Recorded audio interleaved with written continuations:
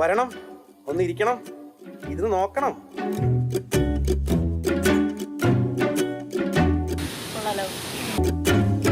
എനിക്ക് ഇവിടെ മാത്രമേ വിലയില്ലാതുള്ളൂ.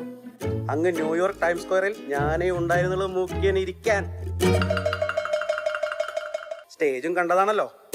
നമ്മുടെ സംസ്ഥാനത്തിന്റെ വികസനം സർവതല സ്പർശിയായ ഇവിടെ ഒരു നവകേരള സദസ്സിൽ 20 മിനിറ്റ് പ്രസംഗിക്കാൻ ആർഭാട പന്തലും സോഫയും. നന്ദി നന്ദി, നിങ്ങൾക്ക് എന്റെ അഭിവാദ്യം. ഇന്റർനാഷണൽ ഫെയിമുള്ള എന്നെ ഒഴിവാക്കി ലോക്കലി കെട്ടിയ പന്തലിന്റെ ചിലവൊന്ന് അന്വേഷിക്കേ.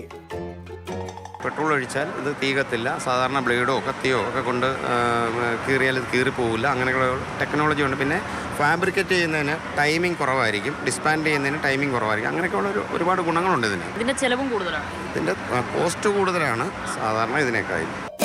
എന്ന് വെച്ചാൽ സാധാരണ പന്തലിനേക്കാൾ ഇരട്ടി. അമേരിക്കയിലൊക്കെ WWE ഗുസ്തിക്ക് എന്നെ ഉപയോഗിക്കാറുണ്ട്. ഭക്തജന പ്രവർത്തക സംഘത്തിന് അതെങ്കിലും ഓർത്തോടെ. അവർ ഈ കലാപരിപാടി സ്ഥിരമായി സംഘടിപ്പിക്കുന്നുണ്ട്. ഇവിടെ മറൈൻ ഡ്രൈവിലും സംഘടിപ്പിച്ചു. ഇതിലിരുന്ന് അങ്ങ് ന്യൂയോർക്കിൽ അഭിവാദ്യം ചെയ്യാമെങ്കിൽ ഇങ്ങ് കേരളത്തിലും ആവാമായിരുന്നു. ഈ മുണ്ടുമുറുക്കി ചെലവ് ചുരുക്കലേ.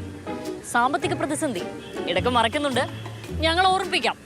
കൊച്ചിയിൽ നിന്നും ആന്റണി ഗ്രിഗറിക്കൊപ്പം ശ്യാമിലി ശശിധരൻ, മാതൃഭൂമി ന്യൂസ്.